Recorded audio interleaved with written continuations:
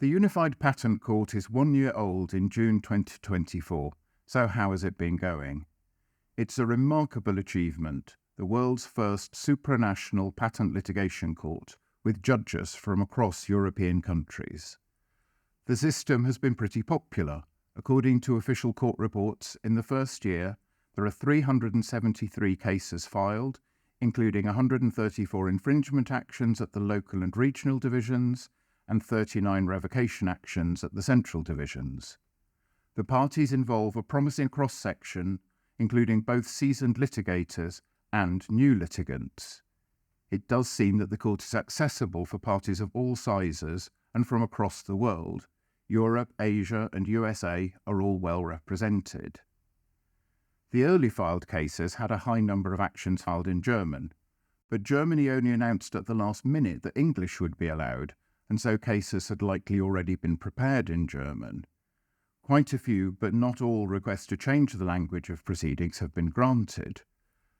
In any case, the proportion of English cases is increasing, which will be welcomed by international users of the system. We don't have any full decisions on the merits yet, but there have been many preliminary and procedural decisions that are of great interest.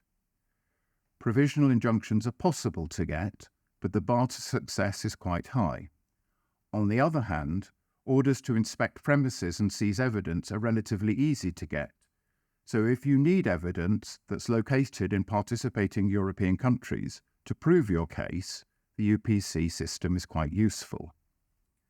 Some cases have come to a final hearing within a year, so the aspirational rapid conduct of proceedings is achievable, at least in some cases.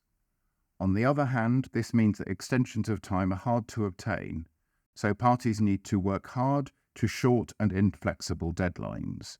Extensions of time are usually not allowed. The majority of infringement actions have been filed at one of the German local divisions, and the number of panels in the German divisions has been increased to keep up with demand. Some local divisions still have no cases at all. It is too early to say whether there's a noticeable difference in outcome depending on the division chosen. Consistency, as well as the quality of the decisions themselves, will be key to the long-term success of the UPC. In this regard, it's perhaps unfortunate that the first high-profile provisional injunction to be granted, in the case of 10x Genomics against Nanostring, was overturned by the Court of Appeal, who disagreed with the first instance court over whether the patent was valid. Overall, however, the indications are positive that the UPC will be a welcome and useful addition to the European patent litigation landscape. We look forward to the first batch of decisions on the merits over the next few months. We've just heard that Romania has just ratified the UPC agreement, which will bring the number of participating countries to 18 from September this year. At one stage it looked as though Ireland was set to ratify as well, but the referendum that is necessary to permit this has unfortunately been postponed. We would welcome decisions being posted more promptly. Some are available within a day, others do not appear for months or even at all. And public access to documents such as pleadings and evidence filed with the court is quite limited, especially while cases are still pending. This is a bit of a shame. Everyone who is commercially active in Europe needs to be aware of the UPC. Even if you are not planning to use it as a claimant, there's always the possibility of finding yourself in the position of a defendant. So today, happy birthday to the Unified Patent Court.